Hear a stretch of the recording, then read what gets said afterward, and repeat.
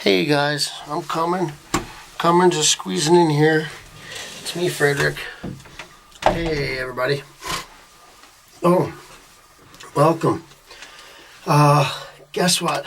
Tonight, I went to a special place and listened to some guys talk, and I thought it was really cool, worth sharing with you a little bit before I head to bed.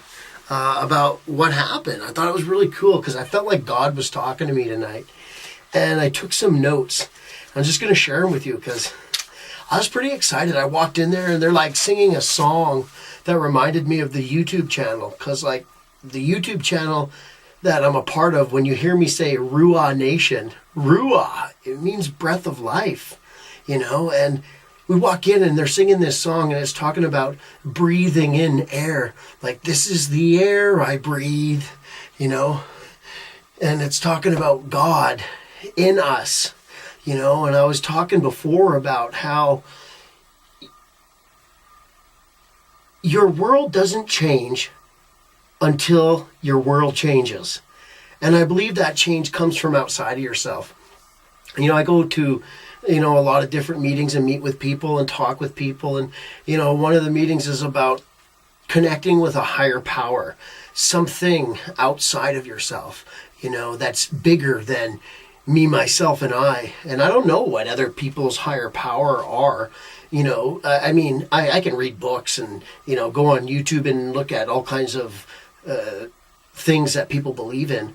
But I believe there's a God. And tonight I hung out with them a little bit. So I walk into this place and they're singing a song that's talking about what's happening to me in YouTube land.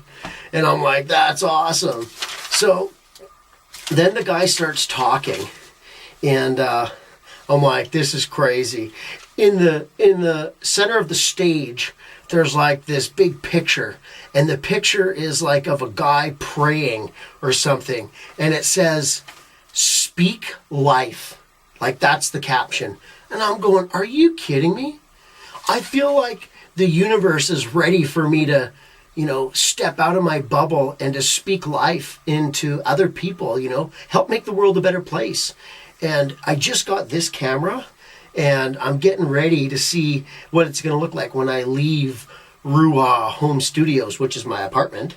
And going to the gym was the first time I took the camera out. And as a vlogger, you know, you can go on YouTube and people vlog all the time in their car and at different places like the gym. And, you know, I am about to get out on that adventure. I don't know where. Go to the mall, go to the superstore or grocery store, and just ask people what they think RUAH is. And I don't know if very many will know. But then I'm going to ask them, what does it mean to them when I say breath of life?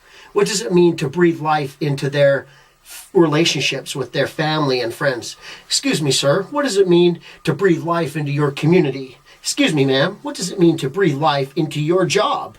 And I'm going to find out from real people with real stories, with real names, not just Frederick sitting here in his prayer closet or hanging out at his condo apartment talking about waiting for God to give him a job. No, man, when it's time, I'm heading out of here and I'm going to go interview people and ask them about what their thoughts are about breath of life.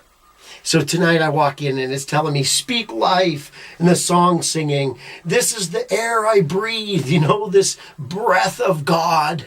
And so the idea of the message of the speaker was about truth.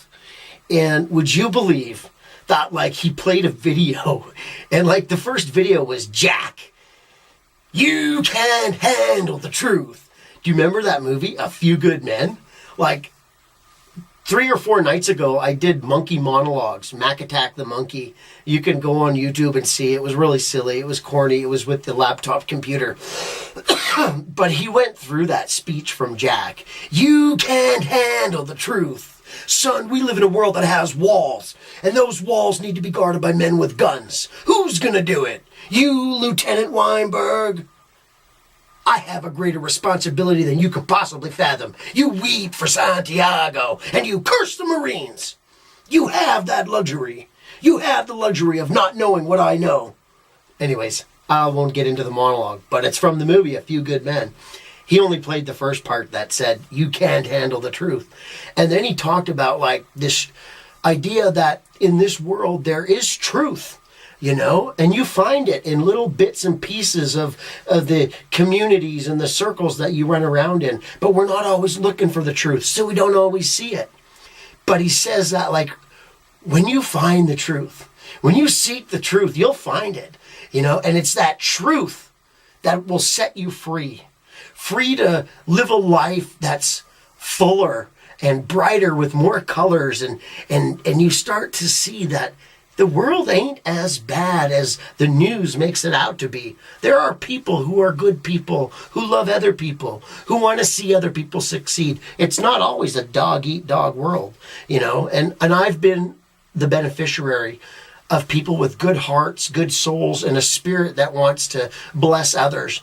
And so when this starts to turn into something bigger than I ever expected, I'm going to bless this world. You know, let's say right now I had $1 million. Man, I'd be asking God, hey, big guy, what do you want me to do with this $1 million? You don't want me to spend it on myself. How can I bless this world? What can I do?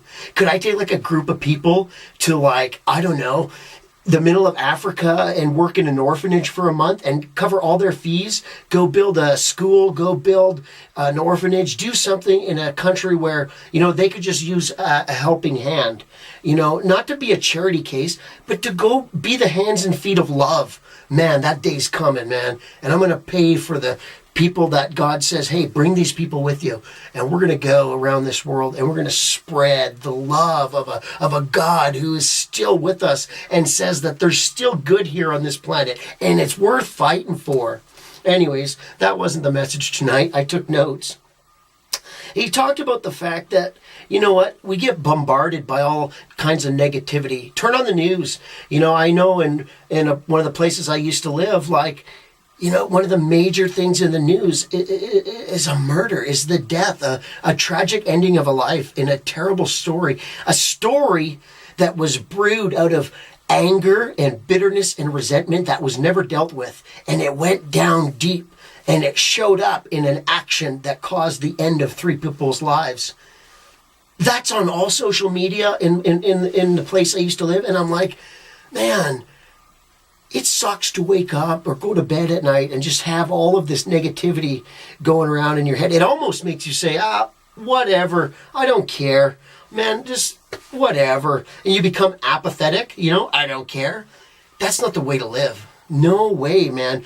But it's not an excuse. It's not an excuse just to say the world sucks, people are mean, and everything that happens to me is bad. And so you throw your hands up in the air and you walk away and your life becomes like Winnie the Pooh, or Eeyore from Winnie the Pooh. Nothing good ever happens to me. I'm always sad. My hooves hurt, my belly's fat. It's like, no, man. There's a different way to look at life. But I believe that life breath comes from outside of yourself. But it's possible, because life has been breathed into me. And every day it keeps getting more and more. And I'm trying to breathe it out into others. So it talked about, you know, staying connected to whatever your higher power is, staying connected to God above. And I tell you guys all the time, talk to the big guy upstairs. And I use Denzel Washington's saying where he said, when you take your slippers off at night, put them far under your bed. So when you get up in the morning, you got to get down on your knees and pull those suckers out. And while you're on your knees, you talk to that guy and you thank him for the blessings. You know, I count my blessings. Thank you for a roof over my head. Thank you for a loving relationship with a woman who loves me back till death do us part. Thank you, God. You know, thank you for friends that never gave up on me. You know, thousands and thousands of chances. I have family that have stuck with me, even though I shut them out and I closed them off. They stayed with me. And then God brought new people into my life. You know, I'm going to show you a guy. His name's RUAH. I met him at a treatment center, believe it or not. This boy's been to some serious recovery. And I'm going to interview him and ask him about his thoughts on what it means to breathe life into other people, because he breathed life into me. So, anyways, it talked about, you know, we're blessed to be a blessing. I don't have time to do it all. I might get into this with coffee tomorrow morning. So come back for coffee. But in the meantime, let me end with this. You know, where I live now, there's a lot of fruit trees and grapes and cherries, and, you know, it's just a cool place to live. And he talked about a cherry tree. Think about it. When a cherry tree produces fruit, you get these wonderful sweet, they're so good. Yeah, cherries. That would be good in my juice. Anyhow, they're good on an ice cream sundae, and they're good in fruit juice and stuff like that. But here's the thing. What benefit does the cherry tree get from the fruit that comes off of it? Nothing. That tree remains in the soil, the rain waters it, the sun makes it grow, and it produces fruit. And that fruit is given to humans, given to us, given to animals, the birds and squirrels. And we are the beneficiaries of the cherry tree. And our life is supposed to be the same. You know, I am going to be blessed. I plant my feet in some good soil. You know, God rains down all these nourishments. People speak into my life. I read good books. I watch good YouTube channels, and I listen to good teachers. And then the sun comes out, and I grow. And I don't know, right? I just grow. Things start turning in here and turning in my mind, and my mind starts thinking differently, and I'm renewing my way of living and thinking, and all of a sudden I start to produce fruit. Things like a YouTube channel that can speak truth into another person's life could turn into something where I earn money, and then the cherries that come off of my life need to be a blessing to others. I want to see the cherries of the fruit of RUAH-Nation, you know, be on the ice cream sundaes of a hurting world. I want to make a difference in this world. So man alive, if the universe decides to turn my way and the blessings start to flow down, they're going to flow out. And that's what RUAH-Nation is about. To take the blessings given to you to touch the life of another person less fortunate. So one person at a time, it makes the world a better place. God bless you. I love you. I'll see you in the morning. I got to go to bed. And that's all for tonight.